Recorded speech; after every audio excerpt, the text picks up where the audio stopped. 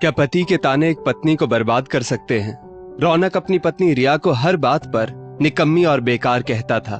उसे लगता था कि रिया सिर्फ घर में बैठकर रोटियां तोड़ती है, लेकिन रिया ने अपनी इसी बेकार देह और एक हुनर से ऐसी सफलता हासिल की जिसने रौनक का सिर शर्म से झुका दिया। कैसे, देखिए इस कहानी में। रिया किचन का सारा काम खत्म करके मोबाइल हाथ में लेकर बैठी ही थी कि उसका पति रौनक ऑफिस से आ गया। जैसे ही उसने रिया को देखा, गुस्से में बोला, क्या कर रही हो? उसकी आवाज में हमेशा की तरह कटाक्ष भरा हुआ था। रिया ने हड़बड़ी में मोबाइल नीचे रखा और बोली, बस अभी काम खत्म करके बैठी थी। रौनक ने तिरस्कार भरी नजरों से रिया को देखा और बोला, बस बैठी रहना और कुछ मत करना। काम धाम तो कुछ करना नहीं है, बस दिन भर मोबाइल देखना है। अगर समय का सदुपयोग करती तो आज सिर्फ घर में ना बैठी होती, लेकिन तुम्हें तो कुछ काम करना नहीं, बस निकम्मी बन गई हो। रिया धीरे से बोली, मैंने घर के सारे काम निपटा कर अभी ही मोबाइल हाथ में लिया था। घर का सारा काम करती हूँ, बच्चे भी संभालती हूँ। रौनक तेज आवाज में बोला, मुझे मत सिखाओ रिया, घर में इतना क्या ही काम होता है, और बच्चे भी अब इतने बड़े हो गए हैं कि खुद का खाना खुद खाते हैं, खुद नहाते हैं। तुम्हें उनके पीछे पीछे थोड़ी घूमना है। बस तुम आराम से खाओ पियो और आराम करो। तुम्हारा शरीर अब कुछ काम का नहीं रहा, इसे तुमने निकम्मी देह बना दिया है। जरा सोचो, दोनों बच्चे क्या सीख रहे हैं तुमसे। उनका पिता दिन भर ऑफिस में मेहनत करता है और उनकी माँ है जो हर समय मोबाइल में लगी रहती है। घर में पूरा दिन जिसे देखेंगे, बच्चे भी तो वैसे ही बनेंगे। तुम ये क्या संस्कार दे रही हो बच्चों को? दोनों बच्चे भी सहमे हुए पिता के सारे ताने सुन रहे थे। रिया का मन कर रहा था जमीन फट जाए और वो उसमें धंस जाए। बच्चों के सामने हमेशा रौनक इसी तरह की कड़वी बातें रिया को बोल देता था। अपमान की भी एक सीमा होती है। रिया के चेहरे पर अपमान की गर्मी साफ झलक रही थी। रौनक बोला, जाओ किचन में और मेरे लिए जरा ढंग की चाय बनाना, और शाम का खाना भी कुछ ढंग का बनाना। इस निकम्मी देह का इस्तेमाल करो। रिया की आंखें आंसुओं से भीग चुकी थी। वो रसोई में जाकर चाय बनाने लगी, मगर उसके दिमाग में रौनक की बातें चल रही थी। सुबह लगभग 7 बजे से रिया घर का काम करती थी।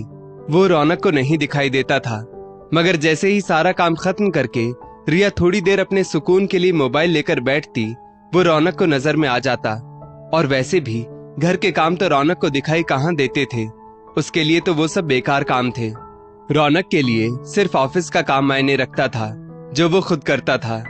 रौनक कभी ऑफिस की कोई बातें, कोई चिंता घर में नहीं बताता था। वो बस अपने आप में रहता था। जबकि रिया भले अपने मायके की बात हो, सोसाइटी की बात हो या घर की कोई भी छोटी बड़ी बात हो, सब रौनक को बताती थी। जबकि रौनक सुनता कम, बातों को काटता ज्यादा था। एक दिन रौनक ऑफिस जाने के लिए अपने कपड़े प्रेस कर रहा था। तभी उसे अपनी पैंट पर कुछ दाग दिखे। उसने चिल्लाकर रिया से कहा, ये देखो, ये क्या कर दिया तुमने? रिया बोली, शायद मशीन में कपड़े धोते वक्त दूसरे कपड़े से दाग लग गए होंगे। मैं इसे फिर से धोकर दाग निकालने का ट्राई करूंगी। रौनक बोला, ये ब्रांडेड पैंट थी मेरी, कितनी महंगी थी। तुम्हें पैसे की कीमत कहां से पता होगी? तुम्हें तो सिर्फ खर्च करना आता है, कमाता तो मैं हूं, निकम्मी नाकारा कहीं की। फिर से रौनक के शब्द किसी तीर की तरह रिया के दिल में चुभ रहे थे, मगर रौनक बोलता ही जा रहा था, मुझे बड़ा घर लेना है, बड़ी कार लेनी है, पर तुम्हें क्या, तुम बस चीजें बर्बाद करो। रिया की आंखें फिर आंसुओं से भीग गई थी, मगर रौनक को कहाँ कोई फर्क पड़ता था। रिया के बनाए खाने में कमियां निकालना, यदि रिया ने कोई बिल समय पर ना भरा, कभी दूध उबल कर गिर गया, हर बात में बस रौनक को चिल्लाना आता था। और सबसे बुरा तो तब होता जब कोई रिश्तेदार घर आते और रौनक उनके सामने रिया की कमियां गिनाता। अब रिया के लिए ये दर्द असहनीय बन चुका था। बच्चों से भी कभी कोई गलती हो जाती तो उसका ताना भी रिया को ही सुनना पड़ता। तुमको बच्चों को समझाना नहीं आता, कहीं तुम इन्हें भी तुम्हारी तरह निकम्मा ना बना दो। रिया रौनक की शिकायत अपने मायके वालों से भी नहीं कर सकती थी, क्योंकि वो अपने माता पिता की इकलौती और लाडली संतान थी। अब इस उम्र में वो अपने माँ पापा को दुख नहीं देना चाहती थी। रिया का कभी कभी मन करता कि वो अपना जीवन खत्म कर दे। जब सब सो जाते तो कभी बालकनी में जाकर सोचती कि यहाँ से कूद जाऊं, मगर तभी उसके सामने उसके 2 मासूम बच्चों की शक्ल आ जाती कि अगर मैं ना रही तो मेरे बच्चों का क्या होगा। उसे बार बार रौनक के कड़वे शब्द याद आ रहे थे, बेकार देह, ये शब्द उसे कचोट रहे थे। आंसुओं से भरी रिया ने आज एक फैसला लिया। उसे कुछ कर दिखाना होगा, कुछ ऐसा जिससे रौनक को मैं बेकार नहीं काम की लग पाऊं। मगर मैं क्या करूं? मैं तो ज्यादा पढ़ी लिखी भी नहीं। रिया सोचने लगी। हाँ, उसमें एक हुनर था। वो खाना बहुत अच्छा बनाती थी। कोई भी रिश्तेदार आते वो उसके बनाए खाने की बहुत तारीफ करते। क्यों ना मैं खाना बनाने के अपने हुनर को ही अपना हथियार बनाऊं। रिया अक्सर यूट्यूब पर कुकिंग की वीडियो देखा करती थी। उसने सोचा, क्यों ना मैं भी अपना यूट्यूब चैनल शुरू करूं। ये विचार जितना रोमांचक था उतना ही डरावना भी था। रिया का फोन भी टूटा फूटा था।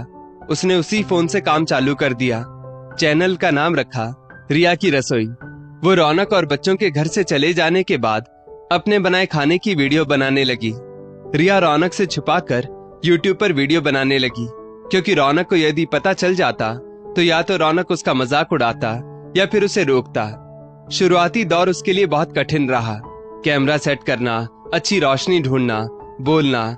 उसने किसी तरह अपना पहला व्यंजन बनाया, जो कि बहुत आसान रेसिपी थी, दाल फ्राई। मगर वीडियो बनाने में पूरे 2 घंटे लगे। उसने जब वीडियो रिकॉर्ड करके उसे पूरा देखा तो वो सोचने लगी, कौन देखेगा इसे। फिर भी उसने जैसे तैसे कर वीडियो अपलोड कर दी। पहली बार सिर्फ 10 व्यूज आए। उसकी मायके की एक सहेली फोन करके बोली, ये क्या कर रही है तू? रिया का मन उदास हुआ, मगर उसने हार नहीं मानी। उसने एक नया ट्राइपॉड खरीदा जिसमें वो मोबाइल सेट कर पाए, और एक मेज जिस पर वो रसोई का सारा सामान रखती। वो हर रोज एक व्यंजन बनाकर उसका वीडियो अपलोड करती। 1 महीने बाद उसके 50 सब्सक्राइबर हो गए। रिया की एक वीडियो ने अचानक जोर पकड़ा और लाखों लोगों ने उसे देखा। ये उसकी पहली जीत थी। रिया ने उस वीडियो में आलू के पराठे बनाए थे, जिसे लोगों ने बहुत पसंद किया और भर भर के उस वीडियो पर कमेंट किए। रिया ने रात को जब अपना डैशबोर्ड चेक किया तब उसकी खुशी का ठिकाना ना रहा। रौनक अब भी उस पर चिल्लाता था, मगर अब रिया को फर्क नहीं पड़ता था, क्योंकि वो ज्यादातर अपनी वीडियोस को एडिट करने, उसमें म्यूजिक डालने में बिजी होती थी। 6 महीने की कड़ी मेहनत के बाद यूट्यूब से उसकी पहली मासिक कमाई उसके खाते में आ गई। कमाई बहुत बड़ी तो नहीं थी, मगर उतनी थी कि रिया ने अपने लिए एक नया फोन और बच्चों के लिए नए जूते खरीदे। रौनक ने जब पूछा, ये सब कहां से आया, तो रिया बोली, एक पुरानी सहेली ने गिफ्ट किया है। रिया ने अभी भी सच नहीं बताया। हर महीने अब रिया की कमाई बढ़ती जा रही थी और रिया अब सफल यूट्यूबर बन चुकी थी। उसके लाखों सब्सक्राइबर थे। रिया की कमाई अब रौनक की कमाई के लगभग पहुंच चुकी थी।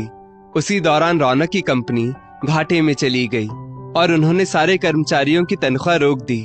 रौनक परेशानी में आ गया, क्योंकि घर का राशन, बच्चों की स्कूल फीस, घर का किराया अब वो कैसे देगा। रौनक ने घर पर कुछ नहीं बताया। उस दिन वो घर जल्दी आ गया और रौनक ने अपने दोस्त को फोन किया, यार इस महीने की सैलरी अटक गई है, 50,000 रुपए की जरूरत थी। मगर उसका दोस्त बोला, मेरे पास अभी तो पैसे नहीं हैं। रिया ने सब सुन लिया था। रिया अब निकम्मी देह नहीं थी। उसे रौनक की लाचारी पर दुख हुआ। रिया चुपचाप अपने कमरे में गई, अपनी अलमारी खोली और 50,000 रुपए लाकर उसने रौनक के हाथ में रख दिए। रौनक गुस्से में बोला, इतने सारे रुपए किसने दिए तुम्हें? तुम कहां से लाई ये पैसे? रिया धीरे से बोली, ये मेरी मेहनत की कमाई है। रौनक बोला, तुम पूरे दिन घर में रहती हो, तुम कौन सी मेहनत कर रही हो? रिया ने अपने YouTube चैनल के बारे में सब कुछ रौनक को बताया। रौनक को लगा मानो आज किसी ने बिना मारे उसे थप्पड़ मार दिया हो। रौनक की आंखें शर्म और पछतावे से झुकी हुई थी। रौनक के दिमाग में अपने कहे हुए सारे शब्द घूमने लगे, निकम्मी, बेकार दे, पैसे की कीमत तुम क्या जानो। आज उसी निकम्मी देह ने उसके सबसे बड़े संकट में उसकी मदद की थी। रौनक का आज सालों का अहंकार टूट गया था। वो बोला, रिया मुझे माफ कर दो, मैंने तुम्हें हमेशा अपमानित किया। बोलते हुए वो फूट फूट कर रो पड़ा। रिया की आंखों में इस बार आंसू नहीं थे, बल्कि एक शांत चमक थी।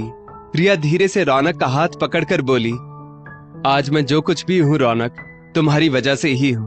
अगर तुम मुझे वो कड़वे शब्द नहीं कहते तो शायद आज मैं सफल यूट्यूबर ना बन पाती। अब हम 2 हाथ हैं, मिलकर कमाएंगे और अपने सारे सपने पूरे करेंगे। रौनक अब सीख चुका था कि सबसे बड़ी दौलत पैसा नहीं, बल्कि अपने साथी का प्यार और सम्मान होता है। थोड़े सालों में उनका अपना खुद का घर था, खुद की कार थी। रौनक और रिया एक खुशहाल जिंदगी जी रहे थे। दोस्तों, रौनक ने रिया को तोड़ने की बहुत कोशिश की, लेकिन रिया ने उन तानों को ही अपनी ताकत बना लिया। आज रौनक को समझ आ गया है कि कोई भी काम छोटा नहीं होता और पत्नी निकम्मी नहीं होती। आपकी राय क्या है? क्या रौनक की तरह और भी पति अपनी पत्नियों के हुनर को नजरअंदाज करते हैं? कमेंट में अपनी राय लिखें और इस वीडियो को शेयर करें ताकि हर महिला को आगे बढ़ने की प्रेरणा मिले।